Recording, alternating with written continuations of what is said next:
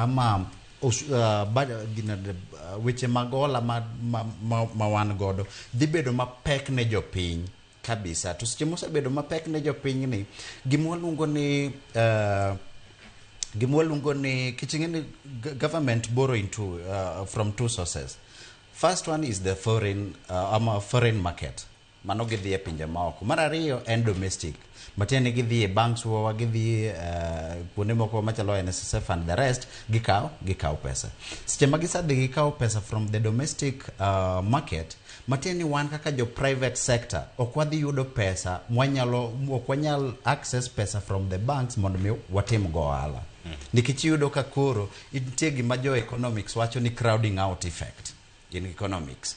Crowding out effect ni matina ni koro owacho ni nikech ing'iyo government kis jamika pesa miyo government, there is high possibility ni gibiro chuli nikech government nigi a lot of securities ineno. To sema koro in ka gi government to in ga private sector person kaka koro an kama to wadhi e bank ni koro mondo mi banko miwa pesa, idhi do ka bank dhi yudo yot ahinya mar miyo government pesa to pek mondo miyo miya pesa nikech ang'o, nikech wach mar risk. Koro nikech infrastructure fund ni biro, waneno ka koro odhi reduce gimwacho ni borrowing from the domestic market.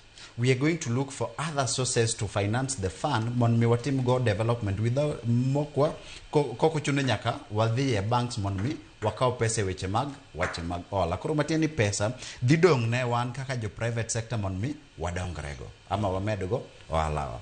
Mar ariyo, ohala ok inyal timo ka yore richo.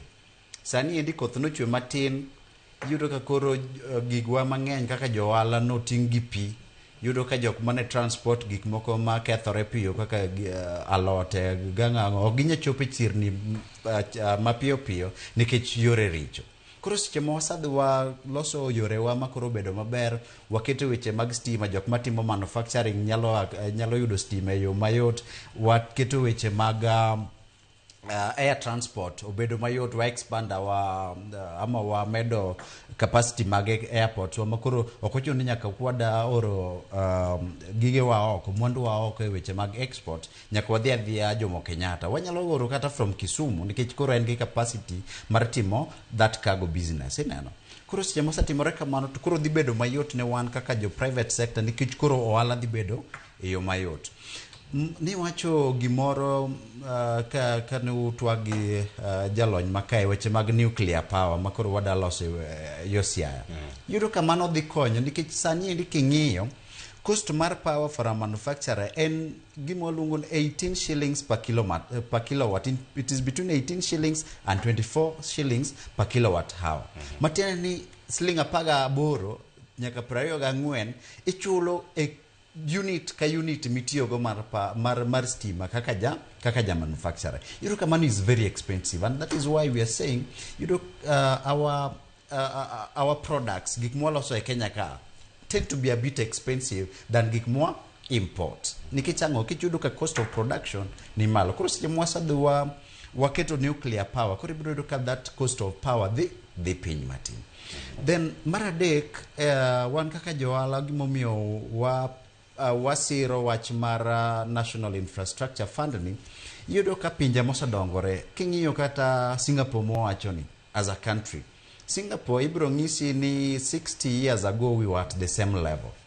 Tudo ka sani wanyalo wuok ka wadhi kwayo Singapore pesa nikech ang'o? Nikech gisedongore. In fact king'iyo their GDP ma Kenya ka en gimoro 15 trillion. Okay?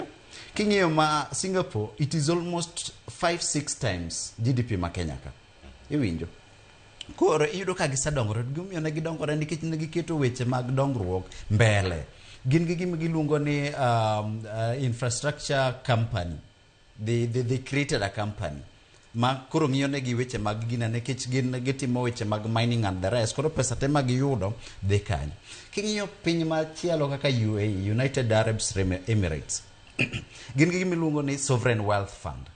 2018 Kenya nwatemo ka inde mane wawacho weche mag oil matrukana cha dong akeni ni winjo ntiere penchik manochwale od bura maniluongo ni Sovereign Wealth Fund bill makoro ne wacho ni pesa te mwayudo from oil extraction mwatimo Turkana cha idhi keti Aguch pesa miluongo ni sovereign wealth. Mai pesa mwanyalo golo mondo mi watim go development. Matini ok wadog keto pek ne jopiny e weche mag ushuru nikech wadagero nderni.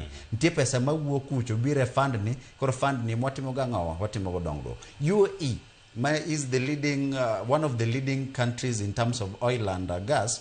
Nitie gima giluongo ni infrastructure fund. Not infrastructure, sovereign wealth fund. Koro sovereign wealth fund ema gitiyogo e weche mag dongruok. Ok gimedo ushuru ne jopiny nikech koro wada loso nderni. Mogik. Yudo ka sani kaka johala kata ja piny makawa yudo ka weche mag ushuru odhi malo kabisa. Odhi malo kendo kene ng'iyo kata budget policy statement mane treasury ogolo the other day sani ene mbele od bura. Yudo ka ntiere wan kaka jolony meche mag budget wan ga lot of anxiety nikech yudo ka gini dhi medo weche mag ushuru. A finance bill biro in the next few months.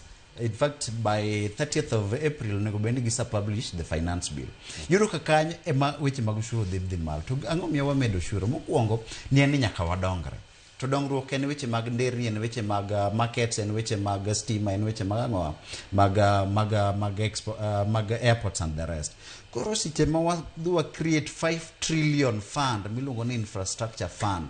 Kata weche mag ushuru dhi dok chien nikech koro ok wadhi finance this fund through the taxpayers. Fund ni dhi bedo finance through privatization, through private equity. An kaka ja ohala nyalo wacho ni nikech KPC ama Kenya Pipeline uso shares ge wakao shares moko 1,000 aket kanyo. Koro pesa cha ma government dhi kaka ni nyoro president no wacho no kao billion prario from billion na 600 mano wa realize from KPC okete fund ni. Koro iro kamano dhi duoko ushuru ne ja ohala piny, dhi duoko ushuru ne ja piny ma kawaida be piny. Mama en gimoro monego ne sani yo moro mapiyo koso gimoro makao kinde malach kendo. No, magi monego be wa realize immediately nikech ang'o mokwongo wa uso shares mag Safaricom. Mar ariyo wasa uso shares mag Kenya Pipeline. Magi pesa mwasayudo. Pesa gi onego be ni kao kich mokwongo and adwa emphasize. Mano ngiswa kich nwa penjo ni tang'o miyo wa uso Safaricom. Wacho ni wa uso Safaricom nikech sadi yendi headroom ma wan go mon mi wadwa kwa pesa oko tin. Nyaka wamanyi weche yore mwanyalo yudo go pesa internally mokwa dhi oko kucho mondo wa pesa oko. Yore go mako. Yore go. Koro sani yendi kan wasa uso gi wadwa ng'iyo ni to pesa man wayudo billion 600 from KPC, billion 140 from Safaricom cha. Be gidhi biro mon me gidonje fund ni koso gidhi tergi mon me gichul ang'owa weche mag usara kata weche mag gope. Aya, weche mantie kama gima nyadhiana RCPA Evans Ogutu ken Migori penyo mantie karkae. Gin sectors mage CPA Evans Ogutu kiwinja sani mano mutingo mar transport, energy, pi kod mano